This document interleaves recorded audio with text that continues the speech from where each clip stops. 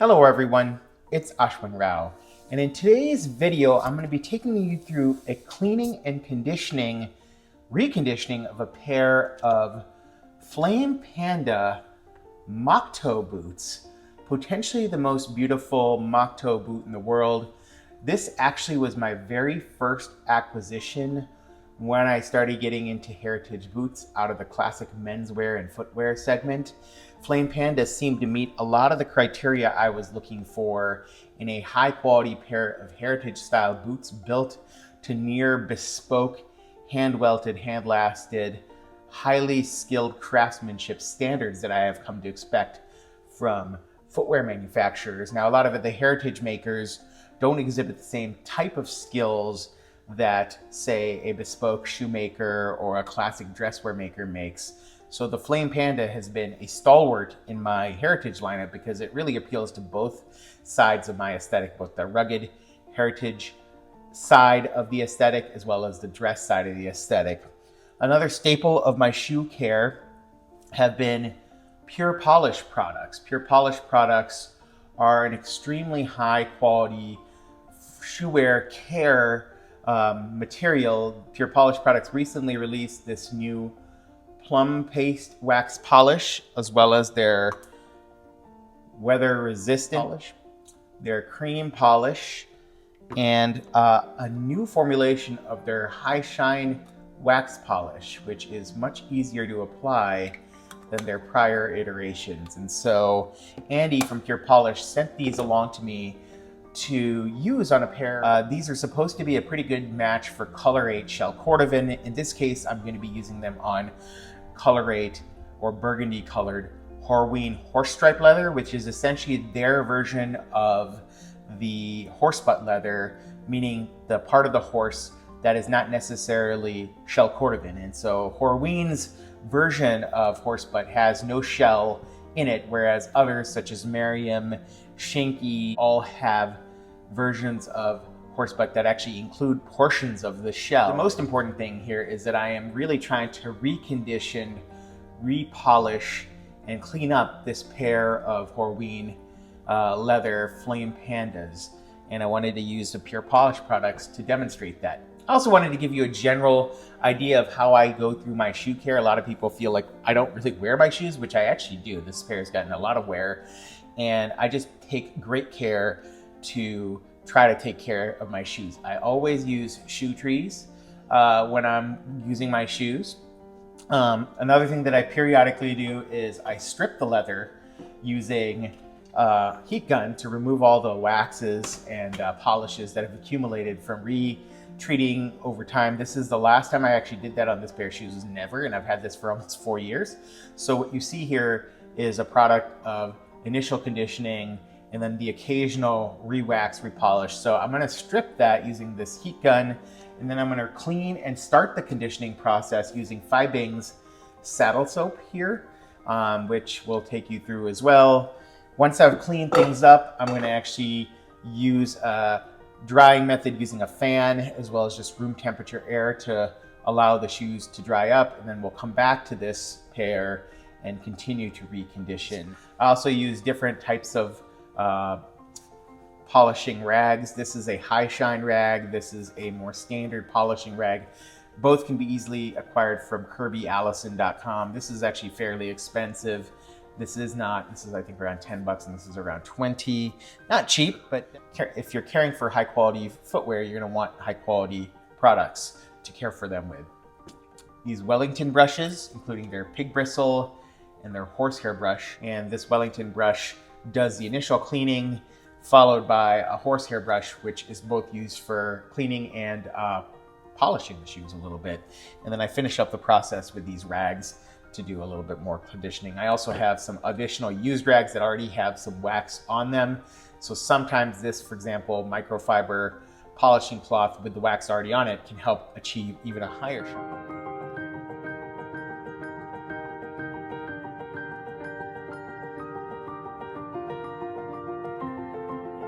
I love how this shoe has been gradually aging. You can see that there's certain areas where I have little scuffs and scratches over here, over over there. Right there you can see a little wax and polish coming off. And I use the polishing products and the wax polishes for a couple reasons. One, I like the look that they achieve, but also two, they actually protect the shoe from the other pair. You can see here is not in too bad shape. There's some heel marks over here from my other shoe, and some little bit of grain creasing here and here from just wearing these shoes. You can see that this Horween leather forms really nice kind of gentle rolls with just a little bit of micro creasing here. And then again, a few scuffs and scratches from using this shoe over the years. The first thing we're gonna do is turn on this heat gun. You can also use a hairdryer. This gets rather warm. I can set the temperature. I usually go mid-temperature here so that it's warm to my hand, but not gonna scald. And then I basically do this circulating brush motion.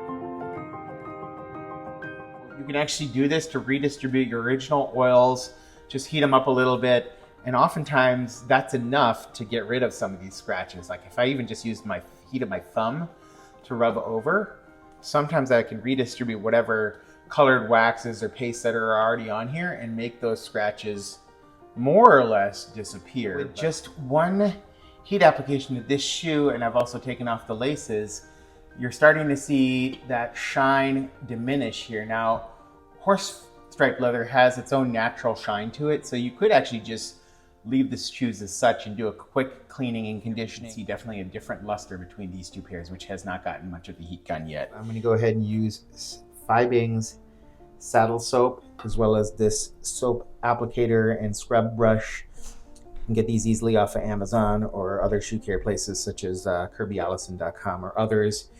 And we're gonna soap up these shoes. What I'm gonna do is actually apply a wet layer, meaning some water first to just get the leather wet.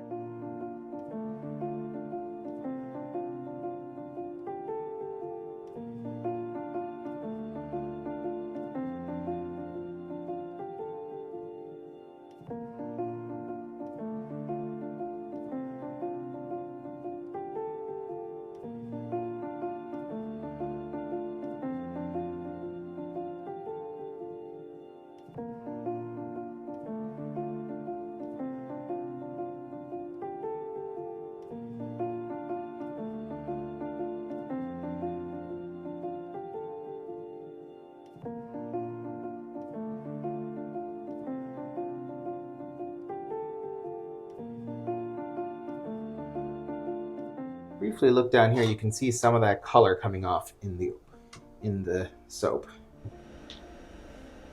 Just to show you all the dirt and grime that just came off on that one layer. A lot of this is from the sole, but some of this is from the upper. So soaked up boots look like. While this boot is being cleaned, that boot, the soap stays on to just condition.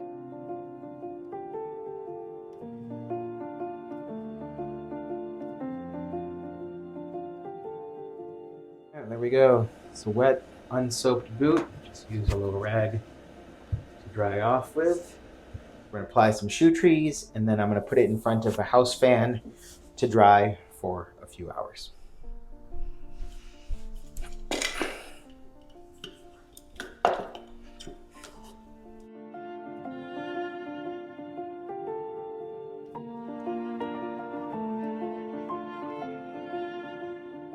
Dried up shoes. You can see that some of that original luster has turned into more of a matte finish. This is the original leather characteristic. Wrinkles and creases and areas that were a little worn out have now faded, but you can also see there's areas where almost the pigment in that dye has faded a little. So using these products, including a cleaner and conditioner, which we're gonna start with, and then using plum cream polish, depending on your time of year. I'm gonna start with this. We're gonna finish up with wax polish for the tip and the heel regions to give it a little bit more shine, and then do a touch of this high shine product. As I'm doing this, I'm gonna use some of my brushes, some of my cloths to help redistribute some of these products onto the shoe.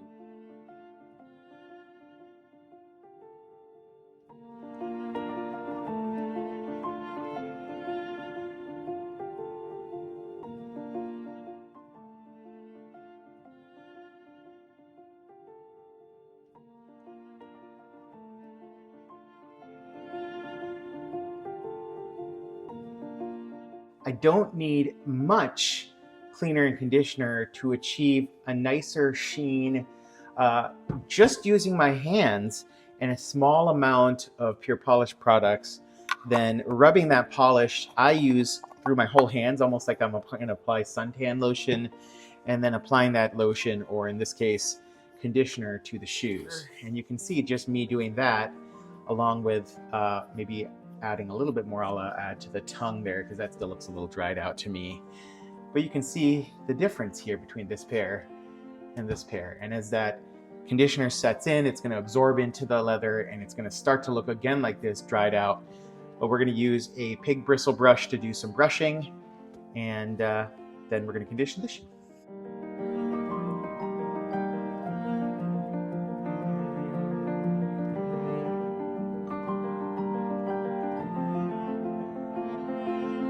If you wanted, you could really stop here just with the cleaner and the conditioner and call it a day. But as I mentioned, there's areas that I want to restore some of the pigment along the tip of the shoe here, which is what the cream polish will do.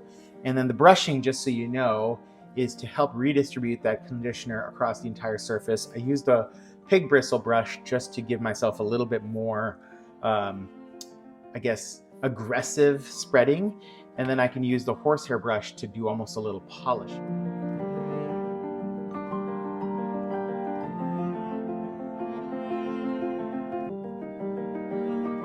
Moving on to the cream polish phase. The cream polish phase is going to do a couple things.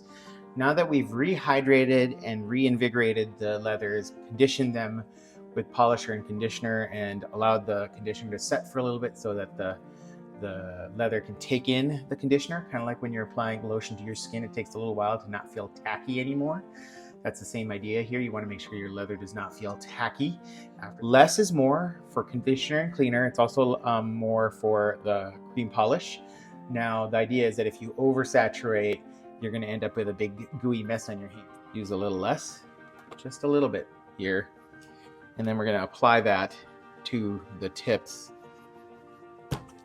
and overall shoe. So this is going to reintroduce that pigment as well as act as a gentle conditioner of the leather as well.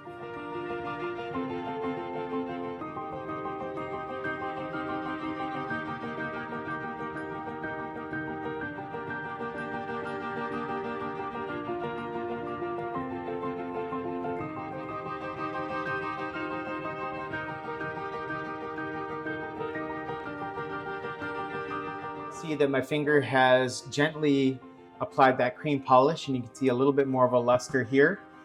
We're now going to do some horse brush applications to redistribute the cream across the rest of the shoe.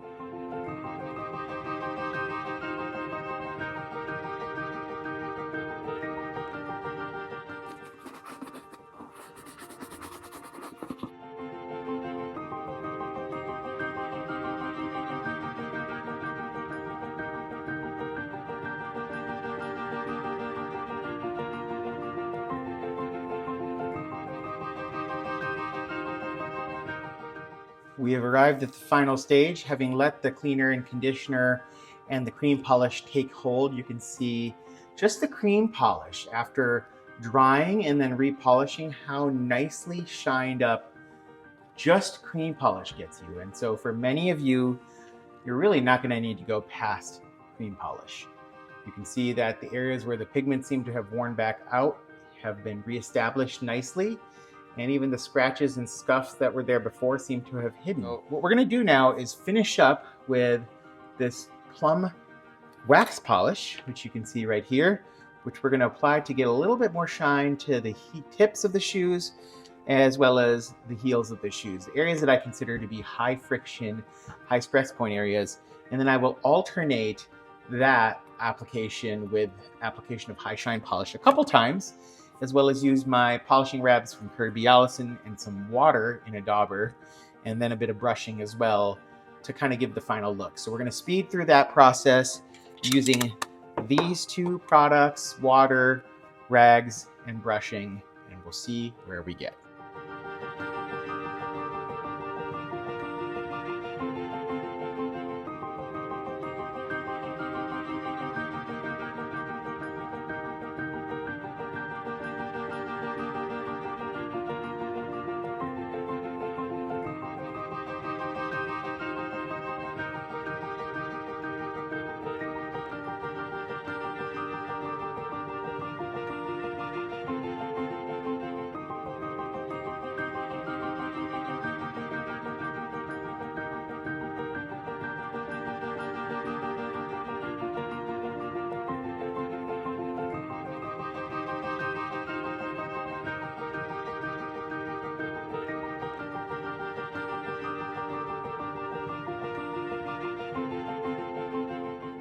And the last layer that we will apply is the high shine polish.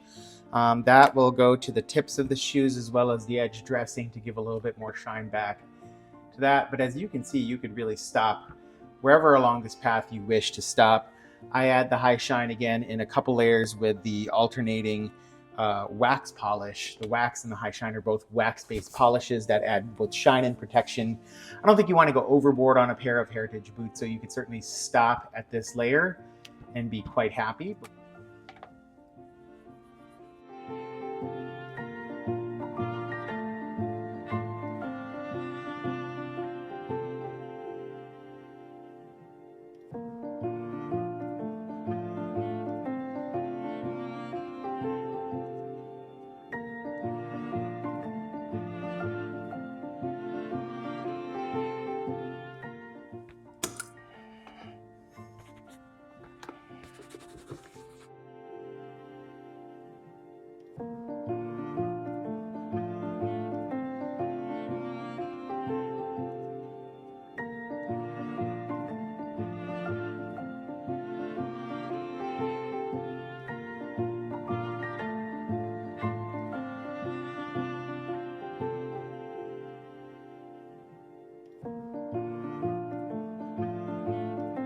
This is the product that I love the most for shoe care, because you can see that with a little bit of elbow grease and the right product, you can restore your boots or shoes to near new quality. So you can see how nice that finish of the plum cream wax and then high shine polishes to finish it all off and give it that layer of protection.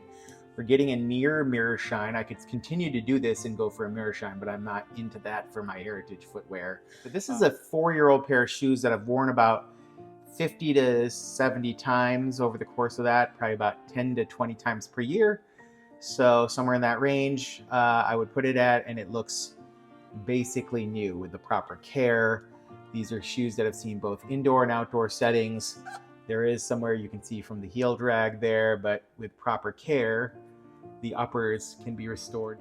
Flame Panda Moc Toe boot times Pure Polish products shoe care. Andy from Pure Polish is constantly refining his formulas to make the creams, polishes, waxes more easy to apply, more colors, more accessibility. Hope you're all doing well. One last view to just tantalize cones and rods, so to speak. And here you go, Flame Panda. Take care and have a wonderful day.